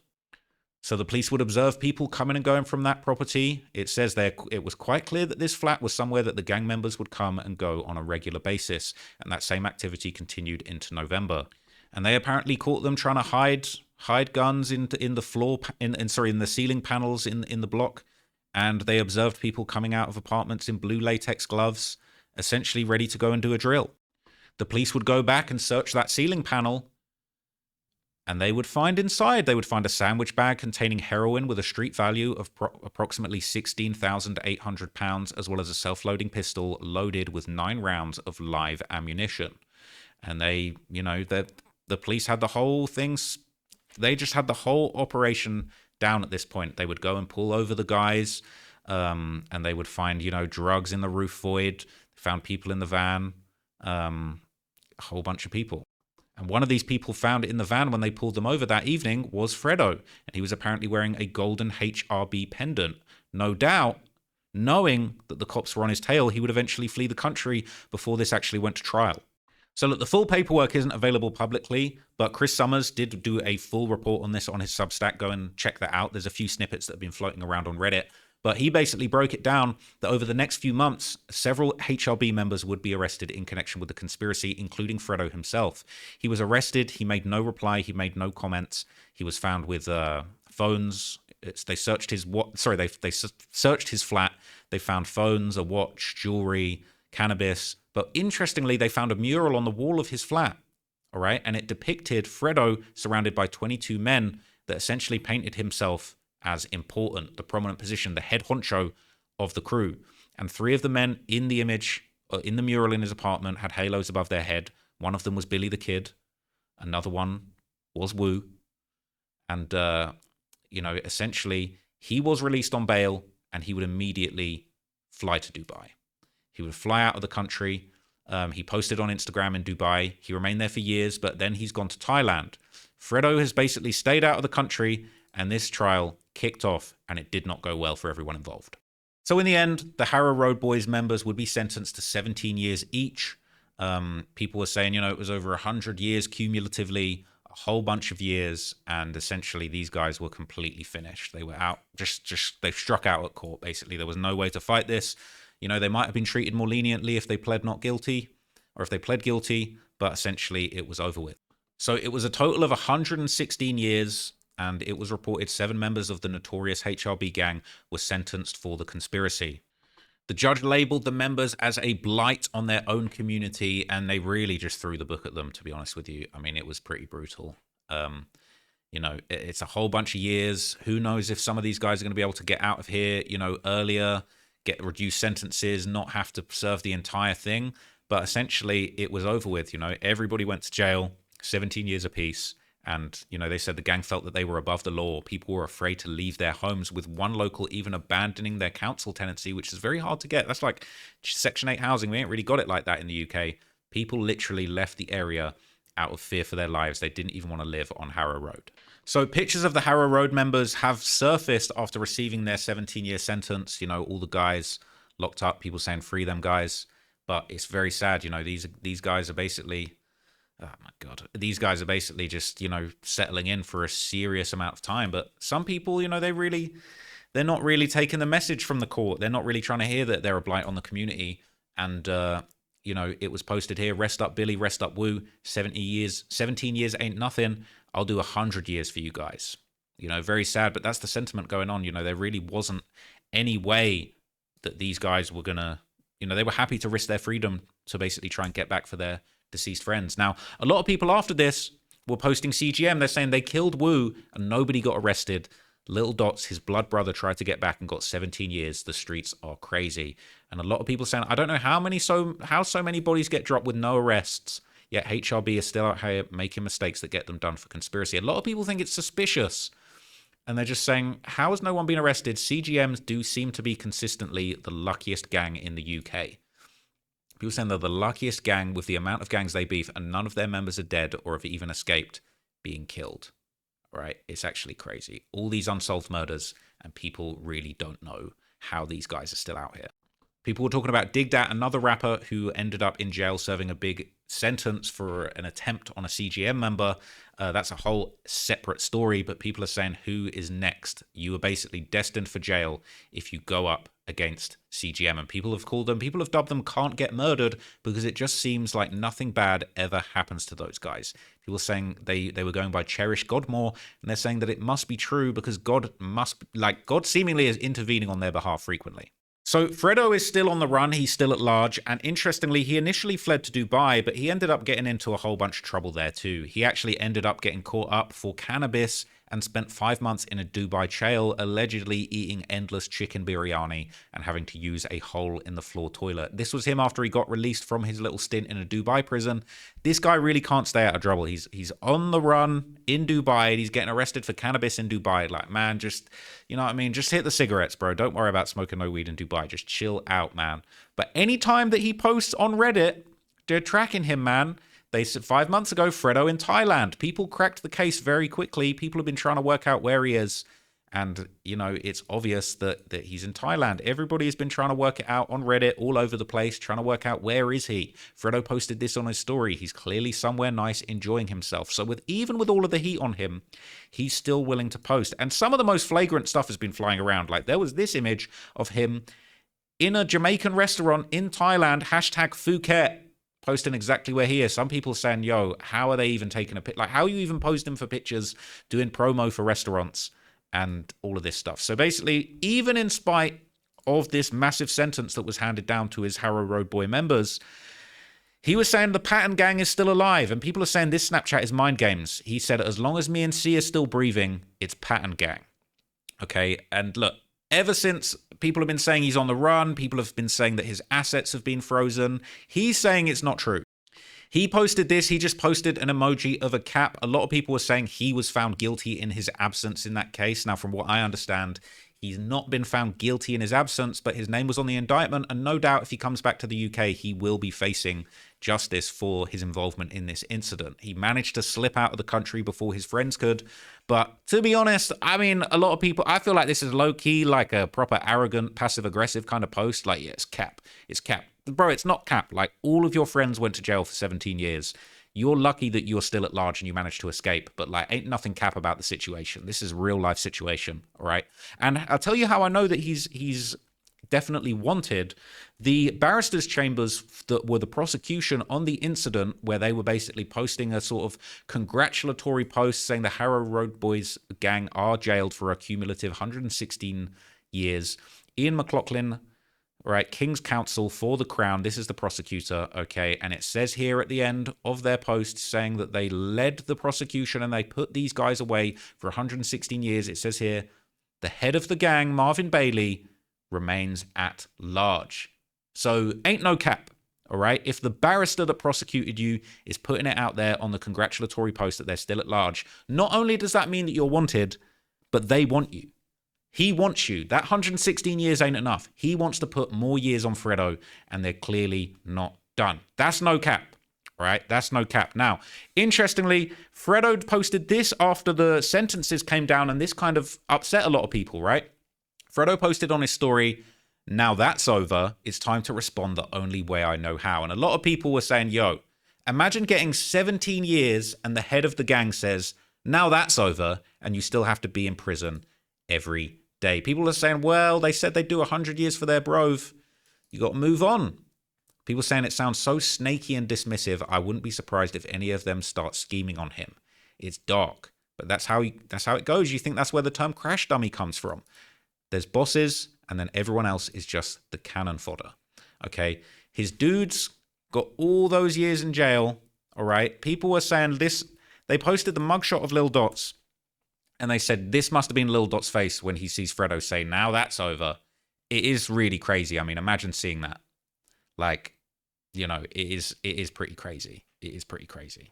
So when Fredo said that he's going to respond the only way he knows how, I don't think a lot of people were expecting him to respond the way he did. Now, when he said, I respond the only way I know how, I'm thinking legal notice, maybe an Instagram story. He responded by spending $500,000 on jewelry. He spent $500,000. He released a promo. That's really not what I was expecting when he said, I'll respond the only way I know how. This is an iced out HRB chain. He's got a Richard Mille. Apparently all these jewels are worth $500,000 and they were delivered by A Jewelers. Now, shout out to A Jewelers. I got love for A Jewelers. I rock with them. I was even planning on getting a chain from them, but I don't know, after the Central C thing, I don't know if these men are going to backdoor me or something. But, you know, it could be Icebox. Who knows? But look, he's essentially doing this and buying all these chains to flex that his accounts aren't frozen. And I wouldn't, no disrespect to A Jewelers, but I wouldn't be surprised if these guys are getting a knock on the door from the NCA. All right, because you can't be running over there making a HRB chain when this guy's still at large. The prosecutor still wants to get him. Now, a lot of people have said this is kind of an ego thing where he basically was like, look, I need to prove to the world my accounts aren't frozen and I'm not going broke. Because a lot of people saying you must have been going broke if all your guys were having to chip in $250 to go splitsies on a gun. But I'm hearing speculation from people in the streets that actually it's possible that his accounts are frozen, and the reason he suddenly spent so much money on jewelry is that maybe, you know, he needed to get rid of some money before the freeze finally happened. But the final thing I'm going to leave you with in this video, which is the whole reason I've made this video, and I know it's a little bit long, but I wanted to make the biggest, most detailed deep dive on the topic, and I feel like we're hitting the nail on the head with that. But people, over the last few days, Fredo has seemingly been calling multiple hits, organizing multiple robberies internationally.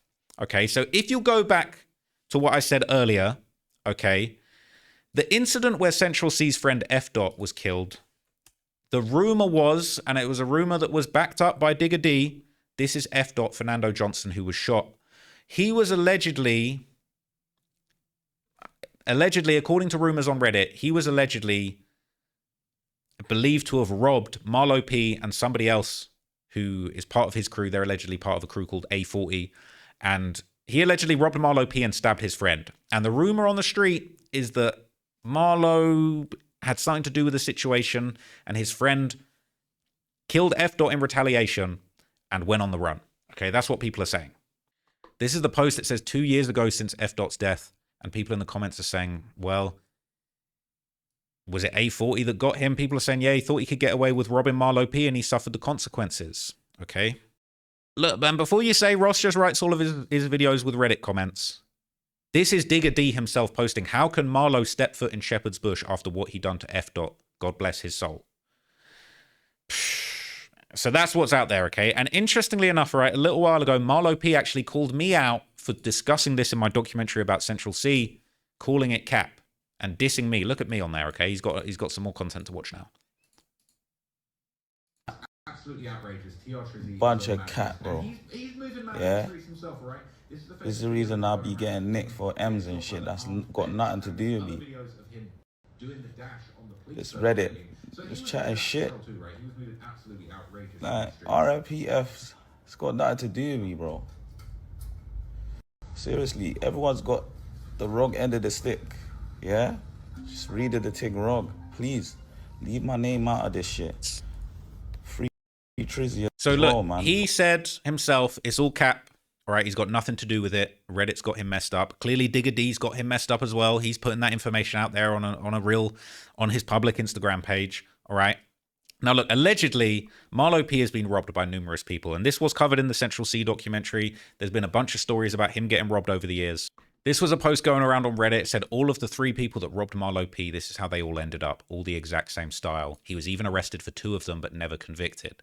So, you know, that's a car being shot up. You know what I mean? People saying F. Dot got killed. Shooter on a moped fires gun on homes in Labrador Grove. Labrador Grove shots fired at a house party with a baby inside the property. So look, the word on Reddit is that Marlo P's been robbed numerous times and he always gets back on people.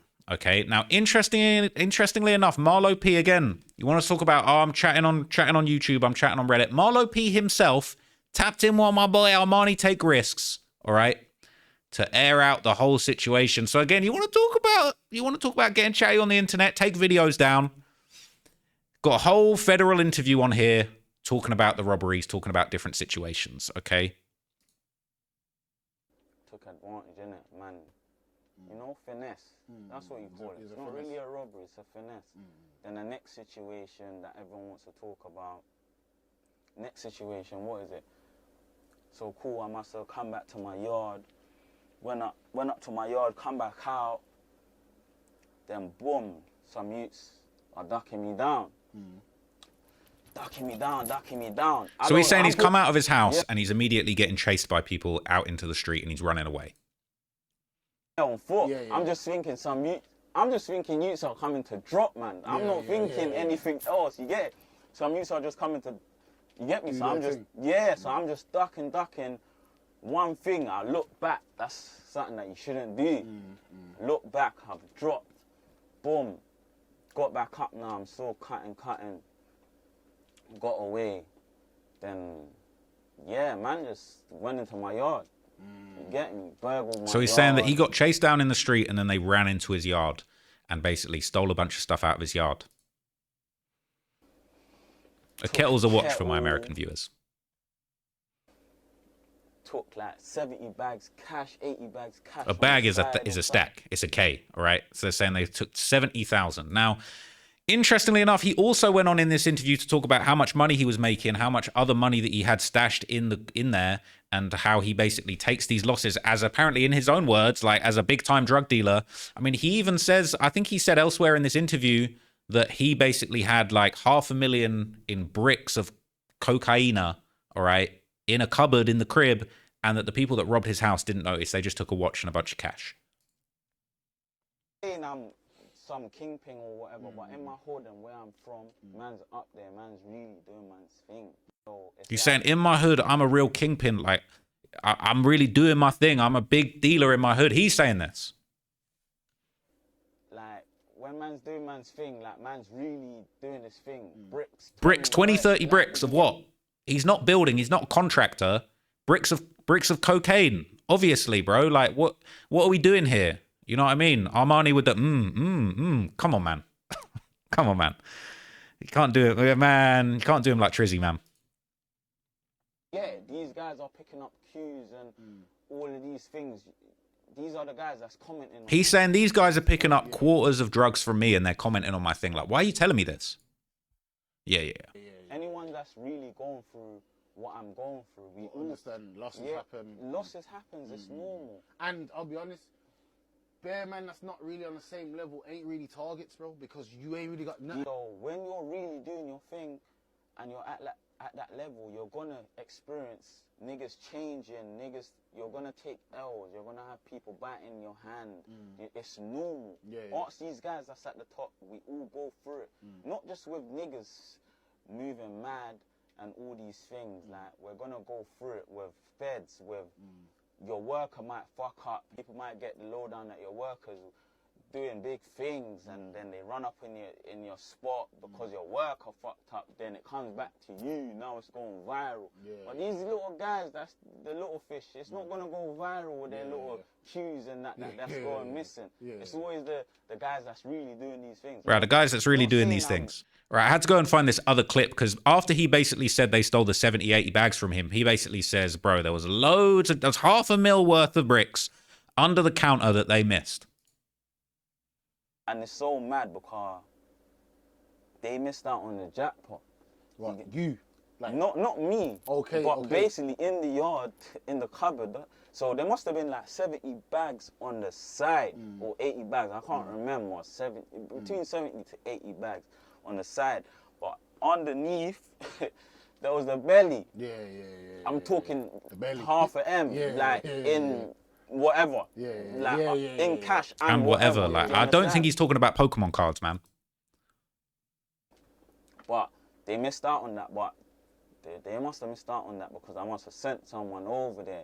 You get me, to go get everything out because I'm paranoid. Right, a lot of talking, man. It's crazy. It's a whole lot of talk, a whole lot of insight into a criminal organization. But notice this big fat Cuban chain that he's wearing. Now, elsewhere in this interview, just like Digger D did, man, Marlo P gave us his best Fredo impression. I got to give it to him, man. This was kind of funny, man. This was kind of funny.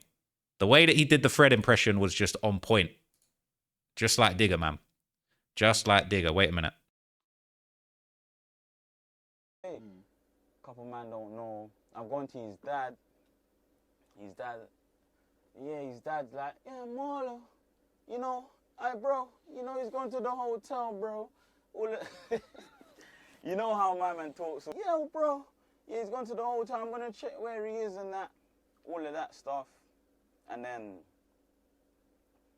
these times, my man was involved. My man was, he conspired the whole situation. It wasn't even my man that ran up for the jewels that really wanted to do the thing. It's my man that's hating for whatever reason. You know what I'm trying to say? I don't know what it is. Literally. And then that situation. That's how that happened, basically. That situation, then obviously how I left that block is all another thing. A little schism happened, and then cool man cut out, and then then it went viral. Everyone's just chatting Marlo, but and no one took off my things and said, I'm not saying it can't happen. No one's invincible. Yeah, anyone can get robbed, bro. You know what I'm trying to say? I'm just saying. So he's basically trying to explain, look, the robbery, it wasn't a robbery. I wasn't pressured. I wasn't hurt. It was nothing like that. And he's doing little little impressions of Fredo or Fredo's dad, saying that he was trying to find out what's going on with him. Now, Marlo P has just released a new project, okay? He's a rapper as well as... he's a rapper as well as a kingpin. He said it, right? Half, you know what I mean? 500K and whatever, right? He's been dropping music. He's got his new tape out. Who's Marlo? Okay. He's doing his thing, all right? He's doing his thing out here. He's done a rollout. And now part of his rollout, all right, I can't play you the song, but he had a lyric where he basically said, yo, it's still free Digger because my dudes want to kill him, and Fred doesn't like me because his baby mum I've been in. He disses Fredo. He says that he slept with the mother of his child. Now, this hasn't really played out well because while Fredo's hiding out in Thailand, he is allegedly still sending hits on people all around the world. So meanwhile, back in the UK, in the last day or so, it's been reported that Marlo was attacked. This is an image, allegedly his rented G-Wagon after the robbery. Allegedly, people saying he was dragged out of it and they stole his chain. Now, there's footage of a bunch of goons going around showing off his chain. That chain that we saw in the interview. On Friday, bro. See when you got that one there. But before you say I'm the police, right? How can I possibly associate this to Fredo and the Harrow Road Boys and the Patton Gang? How could I possibly draw a connection between those two groups? You know what I'm saying? You know, niggas out there flexing with their shit. You know what I'm saying? You know what's going on. Pull up and take a shit. Trust me. Shout out my nigga Fred Spread. You know okay.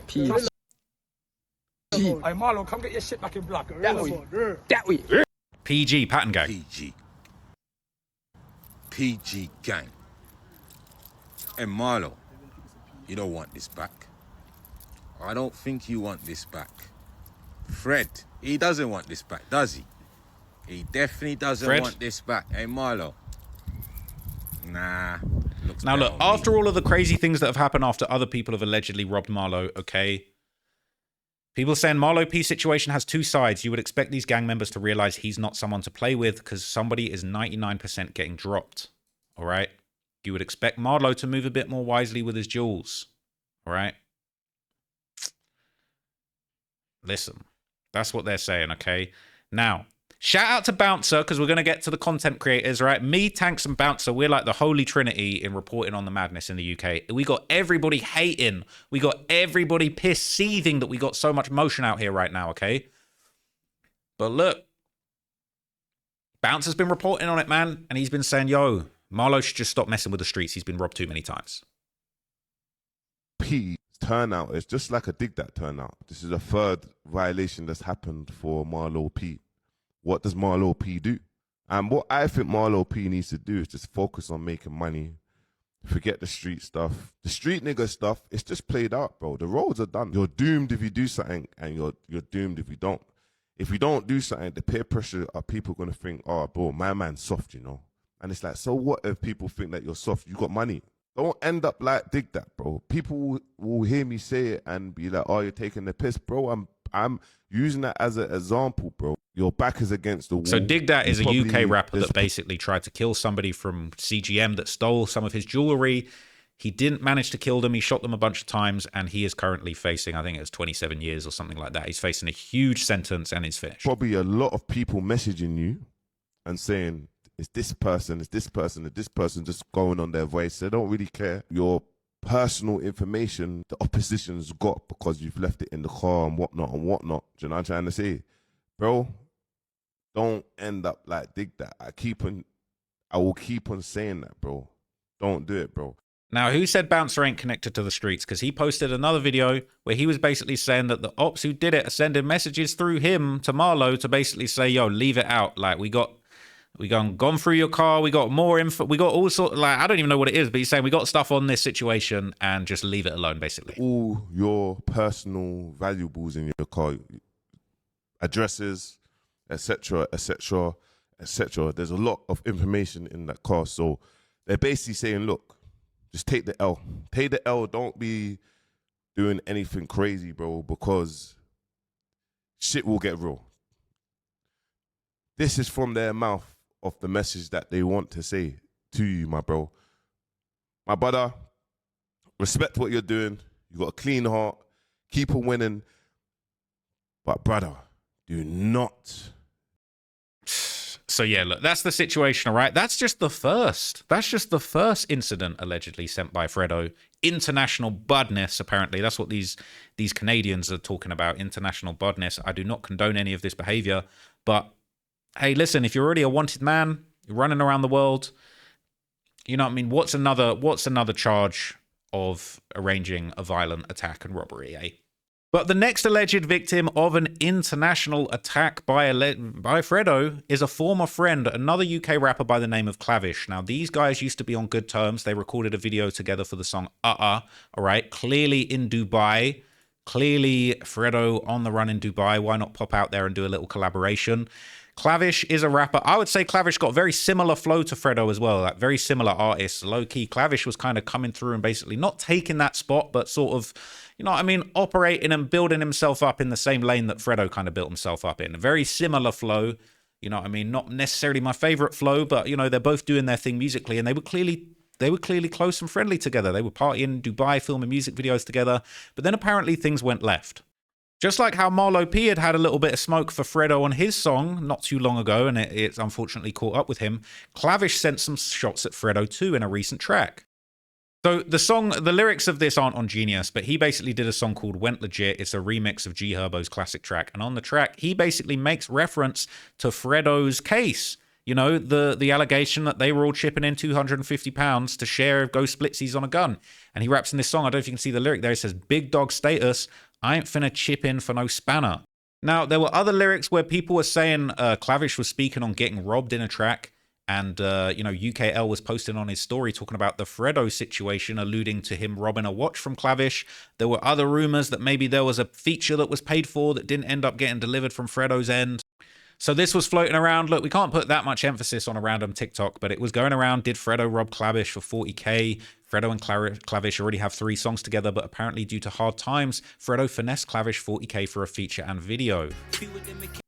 That's what was going around. That's what people were saying, okay? And it wouldn't surprise me if your assets are frozen and if you're a bit tight up, hard up for money, maybe you got to finesse your little, you know, your former mentee for a little bit of cash. Now, clearly, Fredo wasn't feeling the disrespect that Clavish had put out there. This little sneak diss talking about he ain't got a chip in for a spanner. Clearly, Fredo took that personally.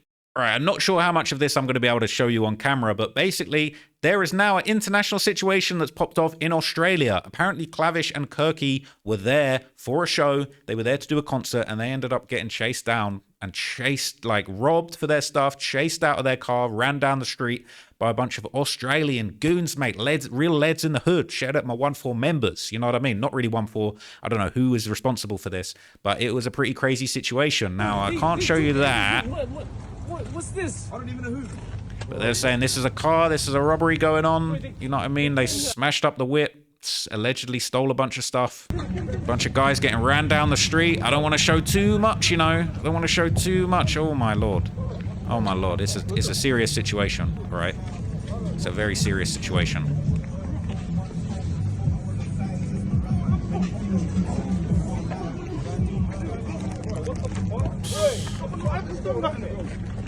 Oh, man. It's pretty bad.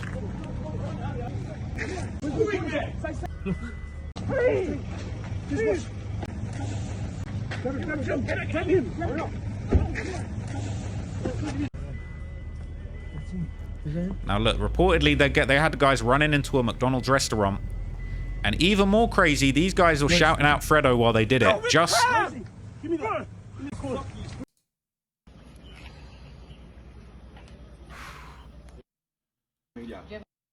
So there was another clip that was floating around where they had a guy, the people said he looked like Kirky, but he was actually Australian.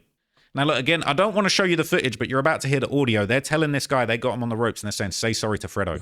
Yeah. Say sorry, Fredo. Say sorry, Fredo. That's what they're saying, man. I don't want to show you what's on screen because it's actually pretty nasty stuff.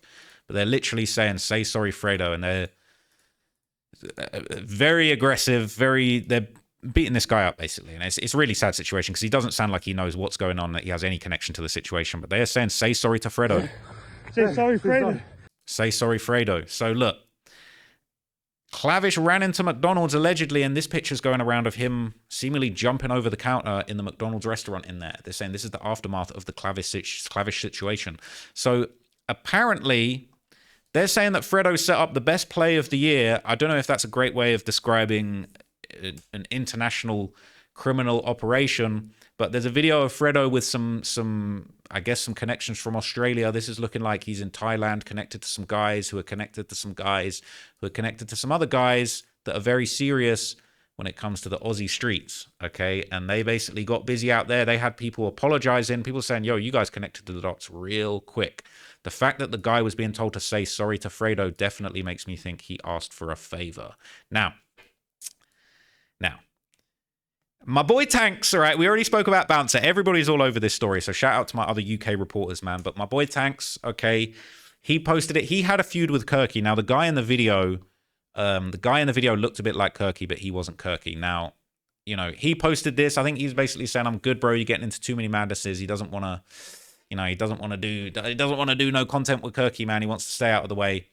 Because he posted this of Kirky being robbed after the studio, another situation. He's saying Tanks is playing mind games with Kirky, and they wouldn't be surprised if Kirky tries to get at Tanks. But Tanks is kind of just having some fun with it, man. And now look, even more crazy, in case this wasn't enough evidence that Fredo was involved. Fredo liked Tanks's post about the situation. Tanks posted it saying Clavish and Kirky got ambushed in Australia. And I don't know if you can see that. Fredo liked the post. All right, so he's letting it be known. People are saying Fredo is out here moving like Big U. Okay, now, to be fair to his credit, Kirky came out and said he was not robbed. All right, he said these things happen sometimes, but he wasn't robbed. Just for the record, no one's jewels got robbed. Not from my camp anyway. And no one laid a finger on man. Understand? Just to clear up what's going on for the record.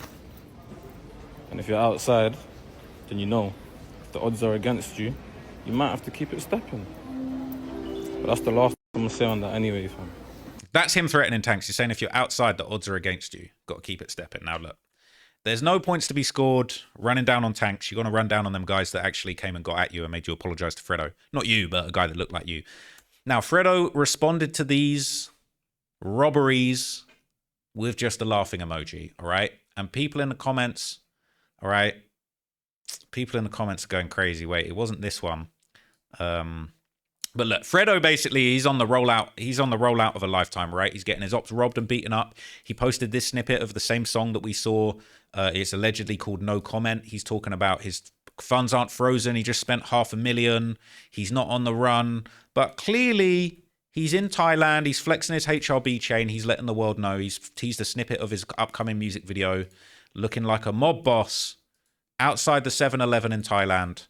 And he's just not caring at all, all right? And people all over Reddit are basically saying, yo, right now, Fredo has the biggest street cred in the UK scene. People are saying that he is the Suge Knight of the UK, still ordering hits from Thailand. And basically, nobody is coming close to him, okay? I keep it real, all right? This is all I'll leave you with, okay? Because I've done enough today, okay? I saw this post going around on Reddit saying, look, you've just done a serious drilling and got home. After seeing which one of these people reporting on it first, do you realize you're cooked? Either me, Bouncer, or Tanks. Now, look, all joking aside, all right, we're going to go to the A-camp for this, all right? All joking aside, this is all a very serious situation. It's all played out very publicly. And unfortunately, I just don't think that it is really anything to glorify or celebrate. Fredo definitely can't come back to the UK. If he does, he's likely facing serious prison time. He's probably not able to get himself a very generous plea because he's been not only fleeing justice, but he's been rubbing it in everybody's faces. How do you think, people want to say I'm the police, but how do you think the actual police who are prosecuting these crimes, trying to clean up the community, trying to keep the Harrow Road safe, how do you think they feel about you just rubbing it in everybody's face? You dropping tunes, you got your HRB chain on, you got your Richard Milley. No disrespect, but like, it really is a slap in the face of the people that are trying to keep these communities under control. Now you're organizing, you know, I don't want to say hits, but it's kind of like a hit. You're organizing robberies from over there, allegedly, in the UK still. You know what I mean? It wouldn't be too hard for the feds to kind of wrap that situation up in this and get you when you come back to the UK. There are extradition treaties in Thailand and in Dubai. And I know a lot of people have been saying, well, Dubai don't really extradite people unless it's that serious. And in Thailand, it's so corrupt, you could just keep paying people off. Bro, you cannot run forever. They extradite people. Fredo's on that song, that new snippet talking about, yeah, I get girls to put packs in their cases and fly back. Bro, these international drug smuggling situations, bro, Thailand is tired of it. They're criminalizing weed again. They're not feeling that all of these gangsters are going over there running amok. And it's all well and good for now, you know, getting your clout, showing your pics in Thailand, showing how that you're living. But unfortunately, these things will catch up eventually. Now, who knows, right? Maybe Fredo will stay on the run for years. We saw Suspect from Active Gang. He'd done a good 2.5-year run evading justice. But eventually this will come back around, and it's really unfortunate. It's a case of laugh now, cry later. I did see bouncers suggesting to Fredo that maybe the best thing that he could do would be to come back to the UK, plead guilty, try and get his case, you know, try and get a lesser sentence than the other guys that got 17 years. Now, pleading guilty, maybe you'll get treated better than the guys that were essentially, you know, they took it to trial and lost. But on the other hand, that prosecutor wants you. He says that you're still at large. That's not just a random little comment on a website. They're saying that the leader of the HRB is still at large and they're looking for him. Now, look, I don't want to be the next person to get robbed by Fredo. Who knows, man? He might have the hitters in Bognor Regis too. We'll see about that. But honestly, this is a very, very public case that's been going around. I think it is definitely ridiculous that people seem to think that people like me and Tanks and Bouncer aren't allowed to comment on this or aren't allowed to report on this. You know what I mean? Go and have some smoke for Chris Summers from Total Crime if you really want to get on the case. He's an actual crime reporter that's in the court reporting on this. So look, I know this was a long video, but I know a lot of people have been waiting for my thoughts on this. I didn't want to touch the case until I essentially had enough time to break this down in full detail. You got the full breakdown, start to finish. You got the whole story there.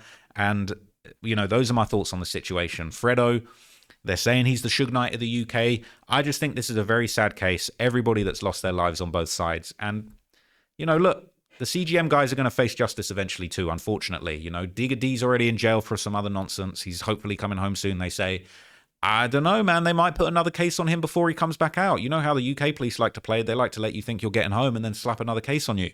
We saw TY from the Wild end up catching his case. Now, people got all hot under the collar when I talked about that case. But at the end of the day, this is you guys getting arrested for murder and he's front page BBC News. We're going to have to talk about it. And the wheels of justice do spin slowly, but they do spin. You know, that murder that TY got caught up for, it's been 5 years since that happened, and they still circled back.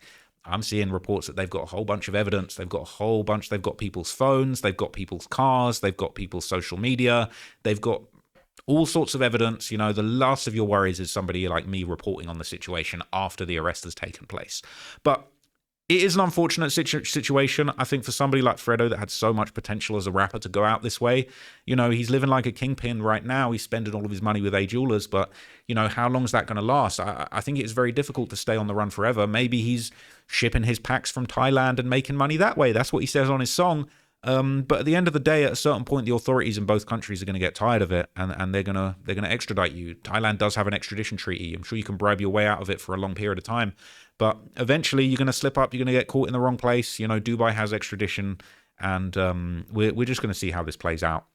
You know, I don't wish jail on anybody, but what I do wish is just, you know, fairness, and I just hope that the violence stops, honestly. It's a really sad situation, and it's just been crazy. So really, for any of my American viewers, that is the craziest case that's been going on in the UK this year. This has been all over the internet. Everybody's been making videos about this. I haven't talked about it once. This is my one video. I'm going to say my one piece about it now. I'm probably not going to talk about it again unless something crazy pops off again. But I will be back for more updates on these other cases. Don't sleep, all right? Nobody's going to bully me into silence. I will be talking about whatever case I want, whether it's in the UK, whether it's in the United States, whether it's in, I don't know, Russia, Sweden, like anywhere. Literally, I will talk about whatever I want to talk about anytime I want to talk about. Nobody's going to stop me, and I don't care. You know what I mean? And you got all sorts of people out here making content, telling on themselves, jumping in interviews, telling on themselves, jumping on IG Live, telling on themselves, jumping on songs, telling on themselves. So I am the least of your worries.